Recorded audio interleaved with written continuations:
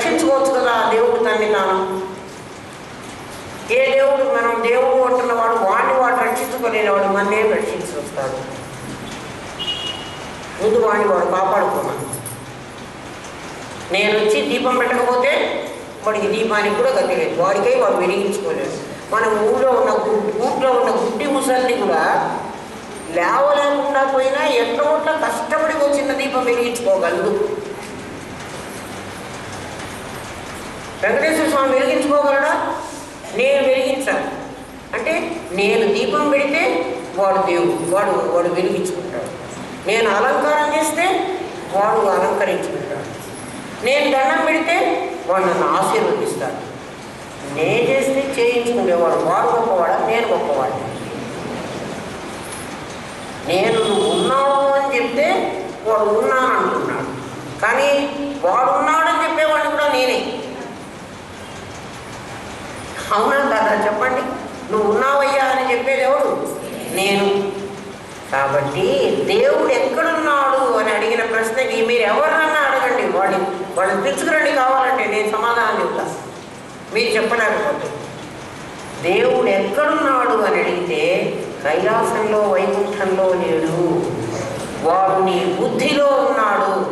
నీ బుద్ధిలో ఉన్నాను అన్న పాత్ర వాడి మీద పడేసి ఆ రాయి మీద దేవుడు ఉన్నాడని నువ్వు అంటున్నావు. కాబట్టి దేవుడు ఉన్నాడు అన్నది వస్తు సిద్ధం కాదు, బుద్ధి సిద్ధం. నీ బుద్ధిలో దేవుడు ఉన్నాడు అంటే నీకున్నాడు.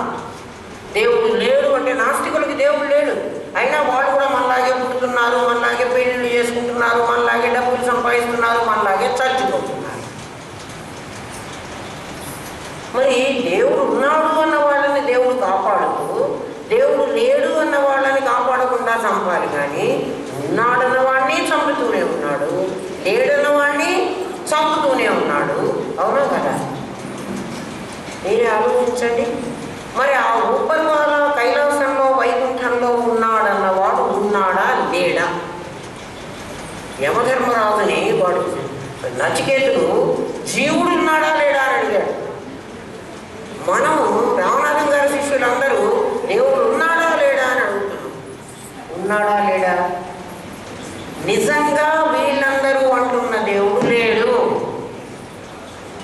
బుద్ధి సిద్ధంగా దేవుడు ఉన్నాడు. శాస్త్రం అసలు దేవుడు ఉన్నాడు అని చెప్పలేదు, నీవే దేవుడు అని చెప్పింది. దేవుడు అంటే శంఖచక్రాలు పెట్టుకున్నవాడు కాదు, యేసుక్రీస్తు కాదు. దీని మీద మతం పేరుతో ఎందుకు కొట్టుకు చస్తున్నారో వాడికి ఎందుకు తెలియదో వీలైనంత మందికి చెప్పండి. ఒక్క మాటలో మీకు అర్థమయ్యేది చెప్తాను చూడండి. బైబిల్ తీసుకోండి. ఎప్పుడైనా బైబిల్లో యేసుక్రీస్తుగా ప్రపంచాన్ని సృష్టించాడు. దేవుడు సృష్టించాడు. దేవుడే సముద్రాలు సృష్టించాడు, పట్టణాలు సృష్టించాడు, నదులు సృష్టించాడు. 5వ రోజు సూర్యుడిని సృష్టించాడు. 5వ రోజు ఉన్నది, బైబిల్లో ఉంది ఈ మాట. 5వ రోజున దేవుడు ఏం చేశాడు? సూర్యుడిని సృష్టించాడు. అంటే 4 రోజులు గడిచిపోయినాయి కదా. రోజు ఎట్లా వస్తుందన్నా మీరు చెప్పండి?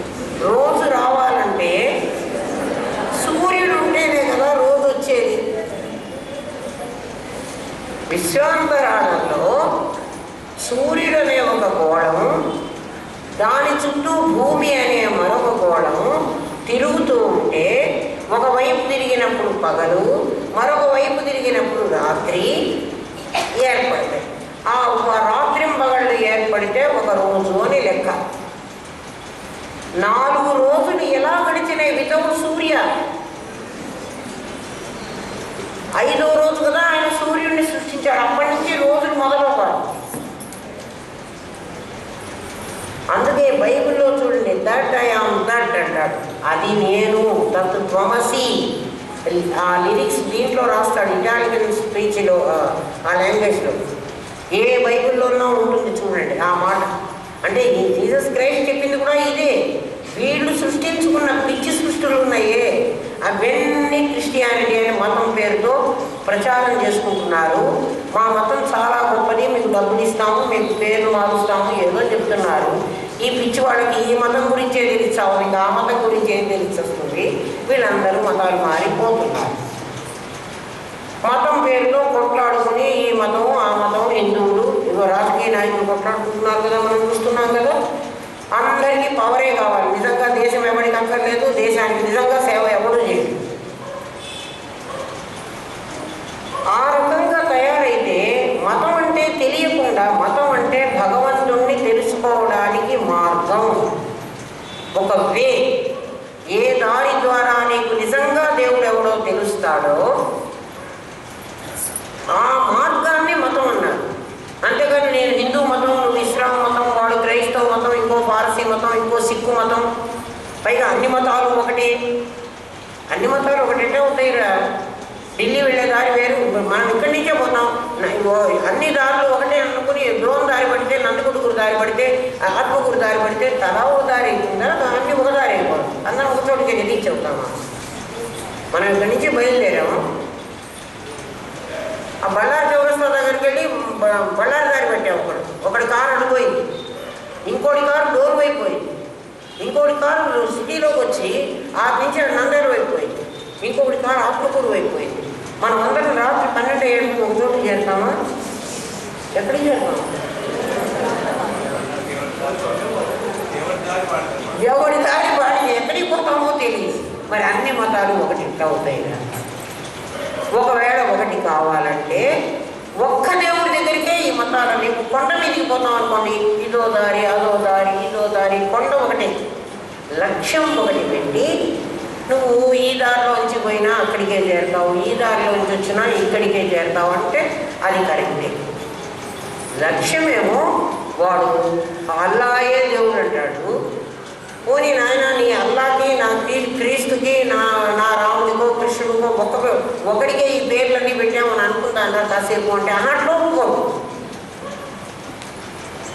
మరి వాళ్ళకి ఏమన్నా తెలుసో, వాళ్ళకి తెలియకుండానే ఈ వ్యవహారం అన్నీ చేస్తున్నారో. భగవంతుడికి ఒకడికే తెలియాలి, వాడే వాళ్ళని మార్చాలి.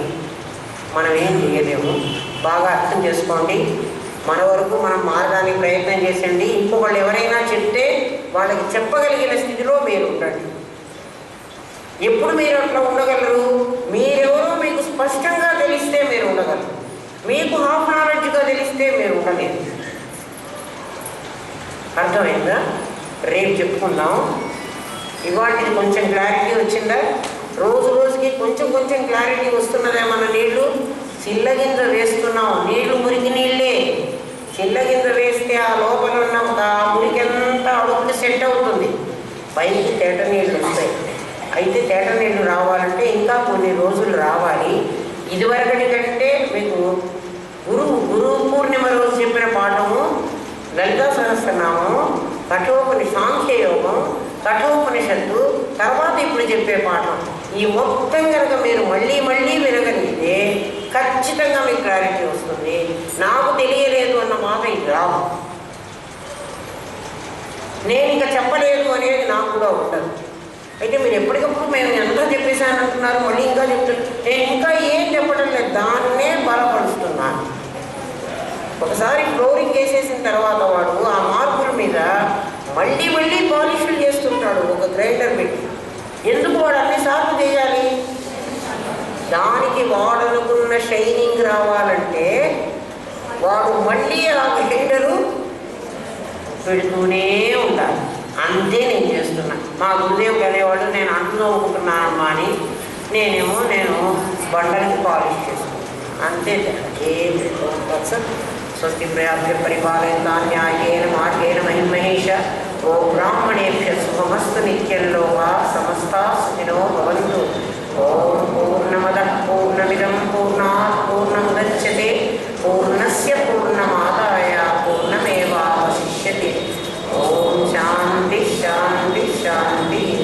ఓం నమో బ్రహ్మాదిభ్యో బ్రహ్మ విద్యా సాంప్రదాయ కర్తృభ్యో వంశఋషిభ్యో గురుభ్యో నమో మహద్భ్యః.